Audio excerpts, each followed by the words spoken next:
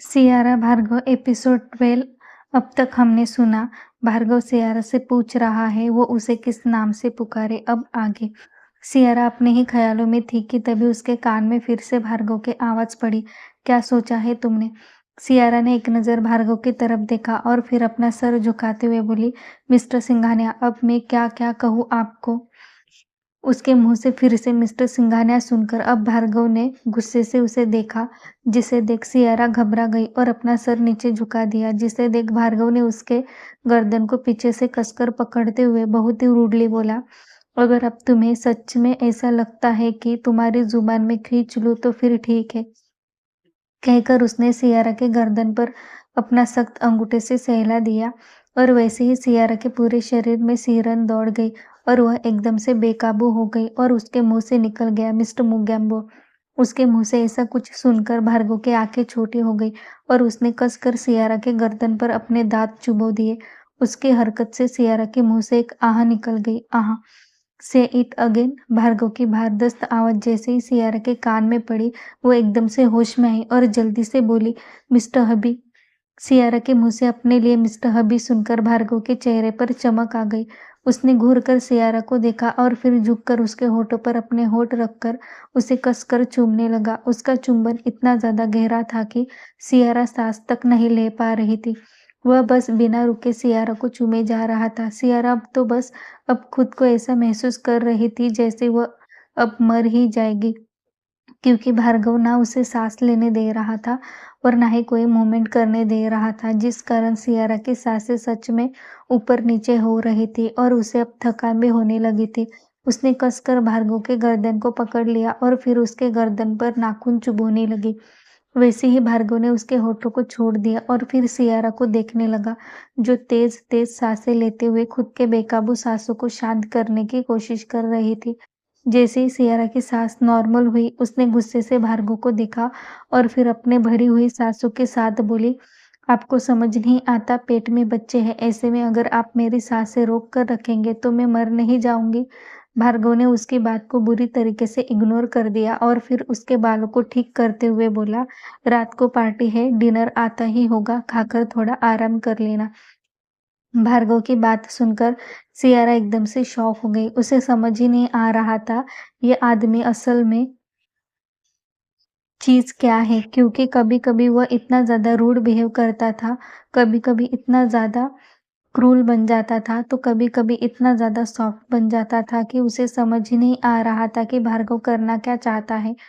उसके आंखों में आए वो भाव पढ़कर भार्गव ने उसे बुरी तरीके से इग्नोर कर दिया और फिर जाकर अपने चेयर पर बैठ गया। सियारा अभी भी भूत बनकर वहीं पर खड़ी थी कि तभी केबिन का दरवाजा नॉक हुआ, जिसकी आवाज सुनकर सियारा ने खुद को ठीक किया और फिर दरवाजे को खोल दिया।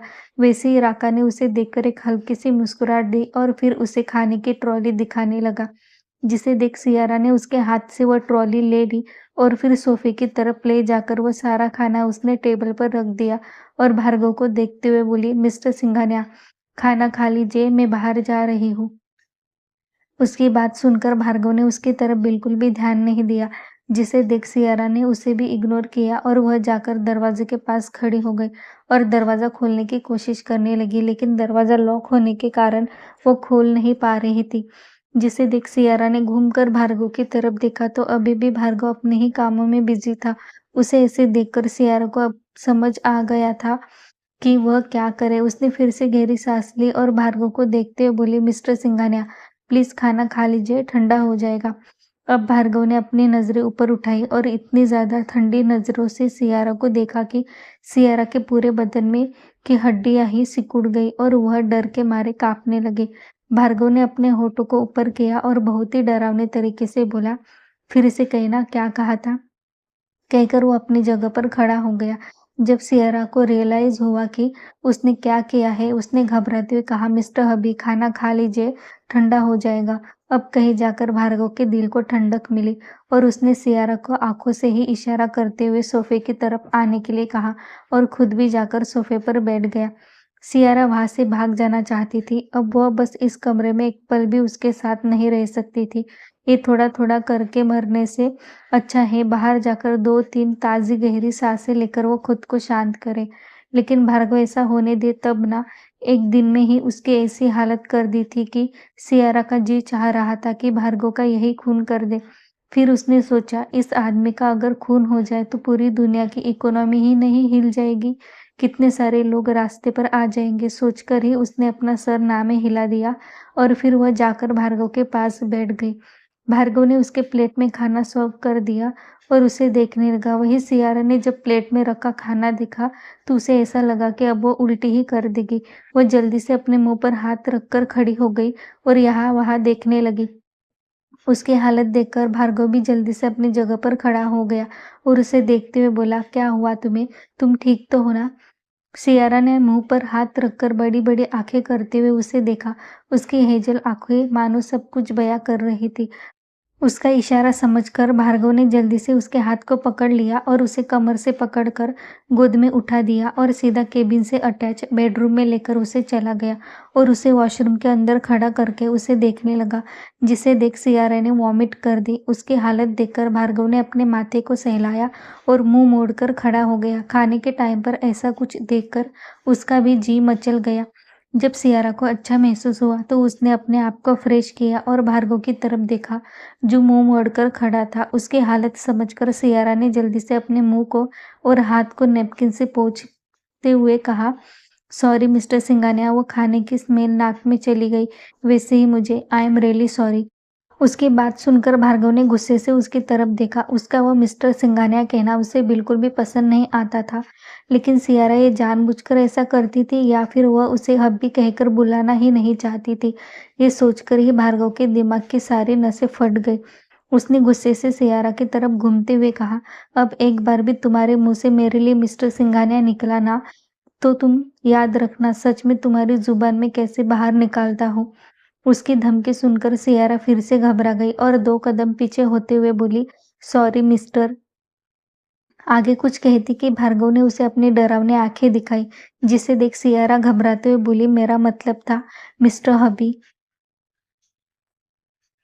आई होप नेक्स्ट टाइम तुम्हारे हब्बी के आगे का मिस्टर भी यहाँ से गायब हो जाएगा और हब्बी के आगे भी कुछ शब्द निकलेगा वाइफी।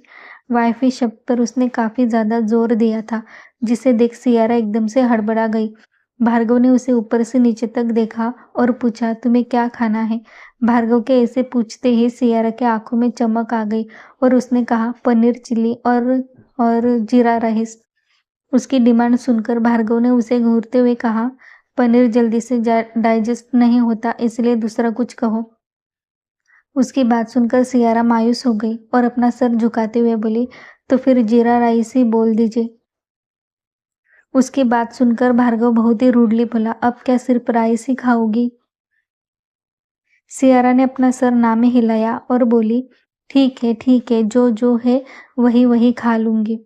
कहकर वो वहां से जाने लगी। भार्गव ने अपना सर हिला दिया और अपने सख्त अंगूठे से माथे को सहलाते हुए बोला, यह गर्ल्स और उनकी डिमांड। उसकी बात सुनकर सियारा धीरे से बोली, सिर्फ खाने की डिमांड की है, वह भी प्रेग्नेंट हूँ इसके लिए। आपके पास कोई सोना चांदी नहीं मांगा है, देना ही नहीं था तो पूछा क्यों?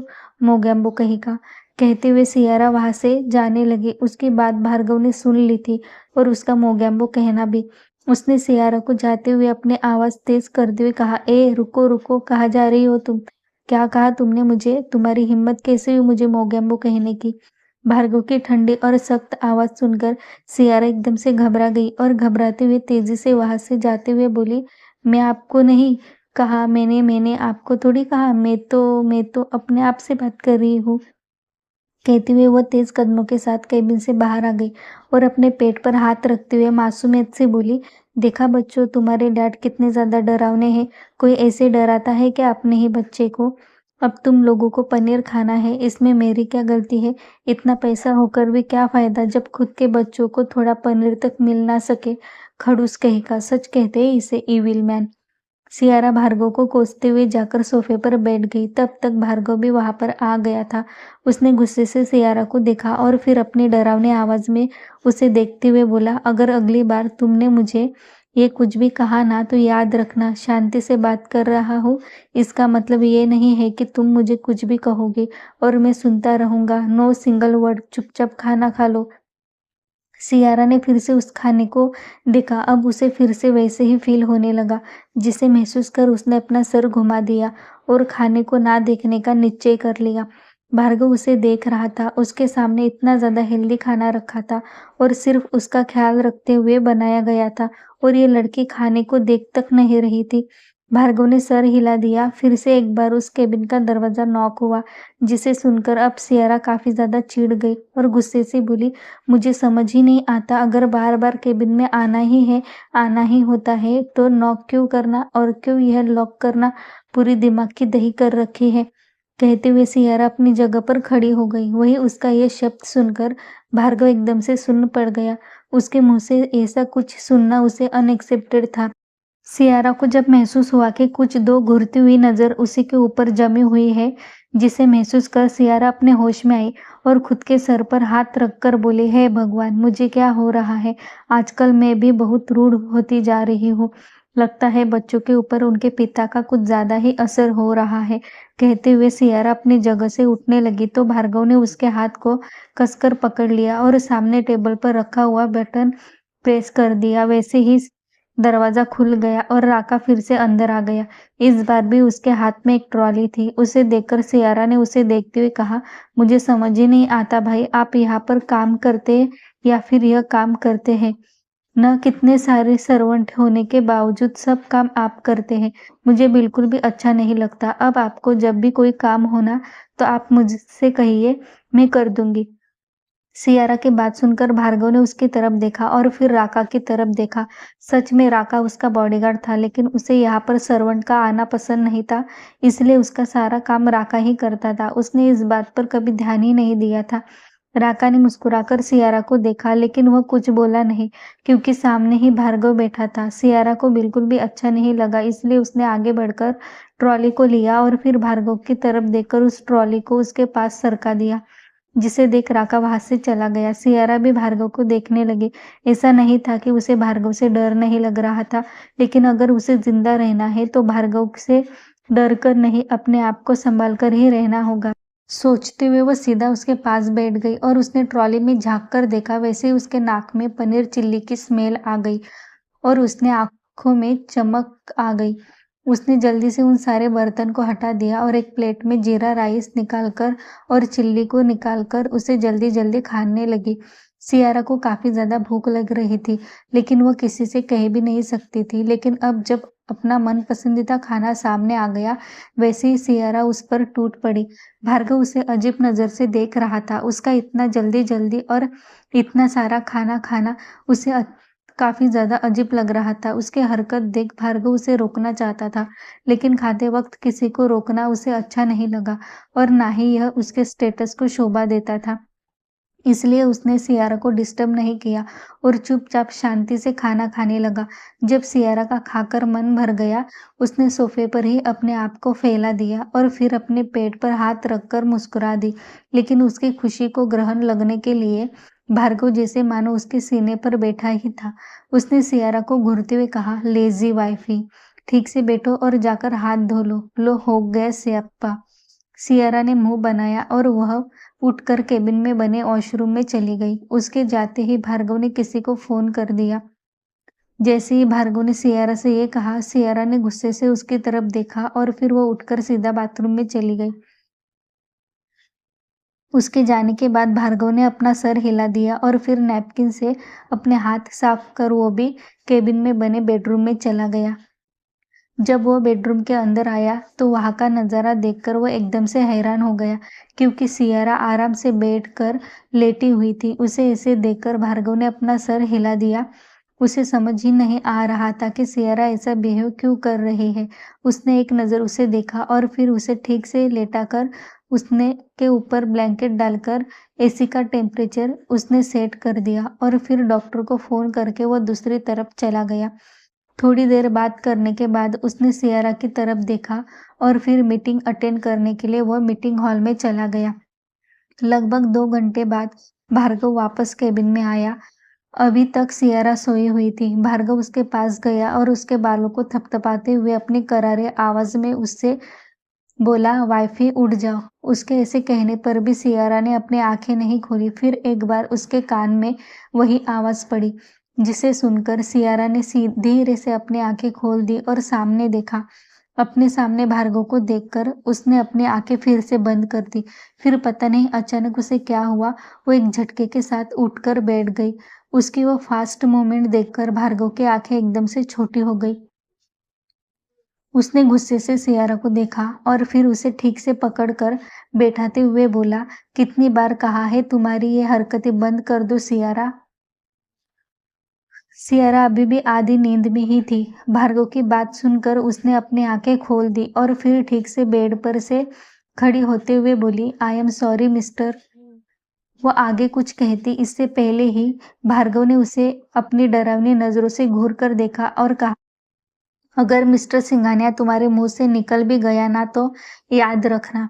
सियारा ने खुद को संभाला और फिर अपना सर झुकाते हुए बोली, सॉरी, वह नींद लग गई थी। भार्गव ने सिर हिला दिया और कहा, जाओ जाकर फ्रेश हो जाओ, हमें निकलना है। सियारा ने अपना सर हिला दिया और वह वॉशरूम में चली गई। थोड़ी देर बाद वह फ्रेश होकर आई तो भार्गव उसे लेकर प्राइवेट लिफ्ट से सीधा पार्किंग एरिया में चला गया।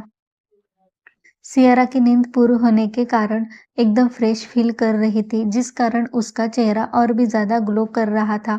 भार्गव बीच बीच में उसे देख रहा था। उसके चेहरे पर ग्लो बढ़ता ही जा रहा था और अब वो उससे कम डर रही थी। लेकिन सियारा का असली चेहरा तो बाहर आना अभी भी बाकी था। कुछ देर बाद उनकी गाड़ियां एक बड़े से ब्यूटी शॉप के सामने रुक गई। 6 मंजिला वो शॉप बाहर से ही देखने में काफी ज्यादा यूनिक और लग्जरियस लग रहा था। सियारा उस शॉप को देखकर पहले तो शॉक हो गई, फिर उसने भार्गव की तरफ देखा तो भार्गव गाड़ी से बाहर निकला, जिसे देख दूसरी तरफ से सियारा भी बाहर आ गई। भार्गव ने सियारा को आगे बढ़ने का इशारा किया और वह खुद भी उसके साथ उस शॉप के अंदर चला गया। ग्राउंड फ्लोर पर ही रिसेप्शन पर लड़की बैठी हुई थी। जय ने उसकी तरफ देखा और फिर वह लोग सीधा 6 फ्लोर पर चले गए, जो प्राइवेट एरिया था। वहां आते ही मिस्टर खन्ना ने भार्गव से हाथ मिलाते हुए कहा, तुम आ गए, मैं तुम्हारा कब से इंतजार कर रहा था। भार्गव ने अपना सर हिला दिया और कहा, तुम्हें जो जो कहा था सब कुछ रेडी है ना।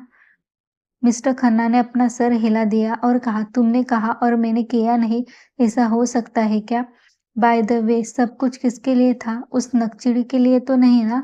भार्गव ने अपनी दाढ़ी को डरावने तरीके से मसल दिया और फिर मिस्टर खन्ना को घूरते हुए बोला, कुशल, अगर तुम्हारा हो गया हो तो तुम अपने कस्टमर को अटेंड करो, इससे अच्छा से रेडी करवा दो पार्टी के लिए। भार्गव के ऐसा कहते ही कुशल ने सियारा की तरफ देखा और वह हैरानी से 2 कदम पीछे हो गया।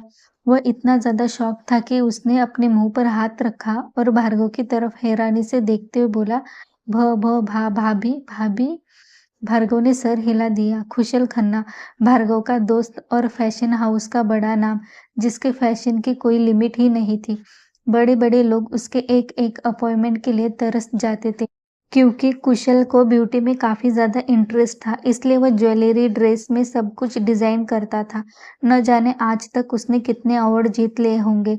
सियारा को देखकर वो शॉक था। क्यों, किस लिए? सियारा अभी भी हैरानी से उसे देख रही थी, क्योंकि आज तक उसने कुशल को सिर्फ नाम सुना था और उसकी फोटोज और उसने पेपर्स में और मैगजीन में देखा था।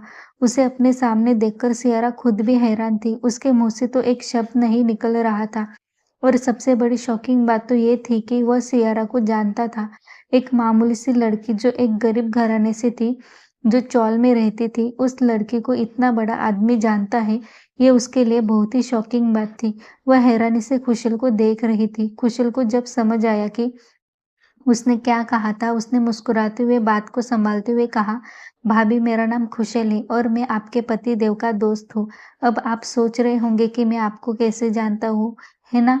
दोस्त होकर दोस्त के बारे में ना जाने, ऐसा हो सकता है क्या।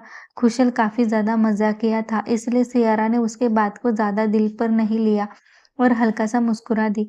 भार्गव ने खुशल को और सियारा को घूर कर देखा और फिर अपनी डरावने आवाज में बोला, अगर तुम दोनों अभी के अभी यहाँ से हिले नहीं तो फिर वो आगे कुछ कहता इससे पहले ही खुशल ने घबराते हुए सियारा को देखा और फिर कुछ गर्ल्स को आवाज देते हुए बोला, सुनो, इन्हें अंदर लेकर जाओ और अच्छे से रेडी करो।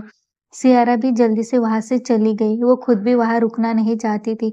सियारा के जाते ही भार्गव खुशल के पास बैठ गया। खुशल ने खाने पीने के लिए कुछ लाने के लिए किसी को कह दिया और फिर भार्गव को देखते हुए बोला, यार ये तुमने कैसे कर दिया? मतलब कुछ बताया भी नहीं और सीधा यहाँ लेकर आ गया। सब ठीक तो है ना? शादी भी कर ली?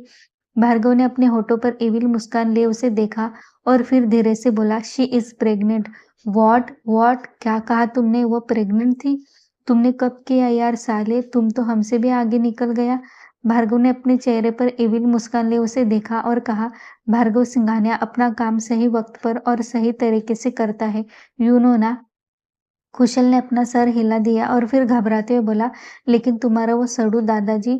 कुशल की बात सुनकर भार्गव ने उसे एक लुक दिया तो कुशल हड़बड़ाते हुए बोला, ठीक है फिर।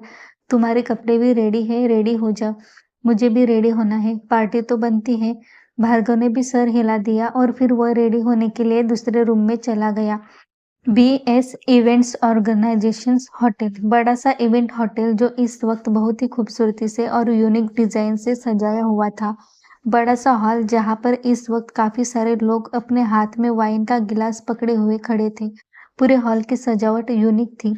माफिया से लेकर गैंगस्टर से लेकर बिजनेसमैन सब लोग वहां पर मौजूद थे। इतनी बड़ी ग्रैंड इवेंट पार्टी थी वह। देवानंद सिंघानिया भी एक साइड खड़े होकर अपने ही उम्र के लोगों के साथ बातें कर रहे थे।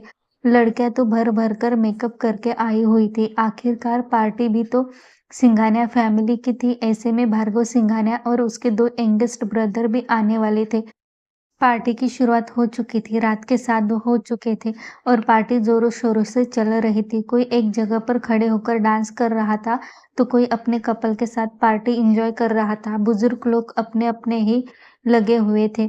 कोई साड़ी की तारीफ कर रहा था तो कोई ज्वेलरी की। उन्हीं फैमिली के बीच सिंघानिया फैमिली के और भी लोग मौजूद थे। सिंघानिया फैमिली बहुत ही बड़ी थी। देवानंद सिंघानिया का और एक भाई था जो उसके साथ नहीं रहता था। उसके भी 3 बच्चे थे और उनके बच्चे, ऐसे मिलाकर लगभग सिंघानिया फैमिली 200-300 लोग मौजूद थे। कोई इवेंट हो तभी वो लोग वहां पर आते थे, वरना बाकी सब लोग तो अलग अलग ही रहते थे। चाची नंदिनी और मॉम अंजना दोनों साथ में खड़ी थी। नंदिनी जी वाइन का सिप लेते हुए बोली, मुझे पता है आप किसका इंतजार कर रही है दी दी लेकिन उसे आने में अभी तो वक्त ही लगेगा क्योंकि वो कभी टाइम पर आती ही नहीं। नंदिनी की बात सुनकर अंजना का मुंह बन गया और वह बोली, तुम उसके बारे में ऐसा कुछ नहीं कहोगी, समझी तुम, और वह बराबर टाइम पर आएगी। अंजना की बात सुनकर नंदिनी कुछ नहीं बोली। वह बस अपनी नजर यहाँ वहां घुमा रही थी। तभी उनकी किट्टी पार्टी की औरतें भी वहां पर आ गई। उसके बाद वह सब लोग मिलकर एंजॉय करने लगी। नंदिनी वाइन का सिप लेते हुए अंजना को देख रही थी जो बार बार मेन दरवाजे की तरफ देख रही थी। उसे ऐसे देखकर नंदिनी मन ही मन हंसी जा रही थी कि तभी वहां पर बैठे एक औरत नंदिनी को देखते हुए बोली, क्या बात है नंदू, तुम आज इतनी शांत कैसे हो और तुम्हारा बेटा कहाँ पर है? तुमने प्रॉमिस किया था कि तुम्हारा बेटा मेरी बेटी के साथ शादी करेगा, लेकिन तुम्हारे बेटे के तो लक्षण ही कुछ अलग नजर आ रहे हैं। कितने दिन हो गए, मैंने तो उसे देखा भी नहीं होगा। आखिरकार है कहाँ, वो करता क्या है?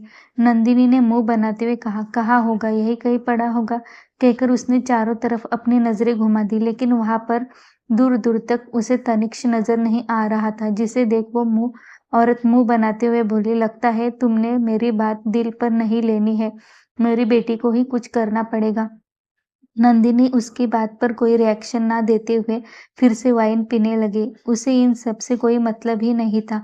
सिर्फ एंजॉय करना और अपने बेटे को घर में अच्छा सा पद देना, बस यही उसका एक काम था। पर वह सफल ही नहीं हो रही थी। उसका कारण था तनिष्क खुद। तभी म्यूजिक चेंज हुआ और एक स्पॉट लाइट पड़ी, जिस कारण सब लोगों की नजरें वहीं पर चली गई और सब लोग अपनी सांसें रोककर उस तरफ देखने लगे और देवानंद सिंघानिया के माथे पर त्योरियां चढ़ गई। स्पॉटलाइट के नीचे एक लड़के का शैडो दिख रहा था, जिसके बदन पर एक स्लीवलेस जैकेट था और जींस पैंट थी। वह अपने हाथ फैलाकर वहीं पर खड़ा था कि तभी म्यूजिक स्टार्ट हुआ। हमको कहते सुपरमैन, ऑन कर लो हैंड कैम, सुबह से शाम तक बंदे आपकी सेवा में मैडम। तेनू मैं प्यार करदा बेमतलब करदा बाहों में आ सोनिए बस आज रात के लिए सादी तादी सी है अदा साढ़े ते हो जानी फिदा बाहों में आ सोनिए बस आज रात के लिए सुबह होने ना दे साथ खोने ना दे एक दूसरे को हम सोने ना दे तू मेरा हीरो ओ ओ ओ ओ तू मेरा हीरो। अब वो स्पॉटलाइट हटकर पूरे हॉल में लाइट ऑन हो गई थी और चारों तरफ रोशनी फैल गई थी। इस रोशनी के बीच सब लोगों की नजरें वहीं पर मौजूद स्टेज पर थी जहां पर वह लड़का अभी भी अपने लटके झटके दिखाते हुए नाच रहा था। उसके आसपास बहुत सारे लड़के और लड़कियां भी नाच रही थी। एक लड़की जो इस वक्त उस लड़के का हाथ पकड़कर डांस स्टेप कर रही थी और वह लड़का भी बहुत ही चहकते हुए नाच रहा था। लड़कियों के चेहरे पर बेहिसाब खुशी थी और लड़के के चेहरे पर कॉन्फिडेंस। हाय मैनू तो होटल लगदी लखन नोट लगदी मौका मिला है अभी होगा ना फिर ये कभी। ए नंदू ये तो तेरा लड़का है, ये तो तनिष्क है, देख तो जरा कैसे लटके झटके मार रहा है, वाह सुपर क्या नाच रहा है, इसे देखकर तो ऐसा लग रहा है हम भी उसके साथ जाकर डांस कर ले। और वह लड़के कौन है जो उसके साथ नाच रहे हैं? शिट, मेरी बेटी कहाँ चली गई, इतना अच्छा मौका गवा दिया। नंदिनी आंखें फाड़े अपने बेटे को देख रही थी, आंखों में गुस्सा था, उसके बहुत ज्यादा गुस्सा। देवानंद जी भी गुस्से से तनिष्क को देख रहे थे। वही चारों दादी बैठे बैठे नाच रही थी और उनके साथ अन्वी और तृषा। तनिष्क जोर जोर से नाच रहा था कि तभी अचानक से म्यूजिक बंद हो गया, जिस कारण सबकी नजरें तनिष्क के ऊपर ठहर गई। तनिष्क भी घूम गया और उसने डीजे वालों की तरफ देखा तो डीजे वाला अपने माथे पर पसीने को साफ कर रहा था, जिसे देखकर तनिष्क की नजर सीधा दरवाजे की तरफ चली गई और वह डर के मारे थर थर कांपने लगा। क्या हो गया अचानक से तनिष्क को? क्या होगा आज रात की पार्टी में? रात बाकी है, बात बाकी है, जो होना है हो जाने दो। आगे कहानी को जानने के लिए जुड़े रहे कहानी के साथ। For watching. आगे कहानी को जानने के लिए चैनल को सब्सक्राइब करो और बेल आइकन को प्रेस करना ना भूलें ताकि जैसे ही कहानी के चैप्टर पब्लिश हो आपको तुरंत नोटिफिकेशन मिल जाएगा।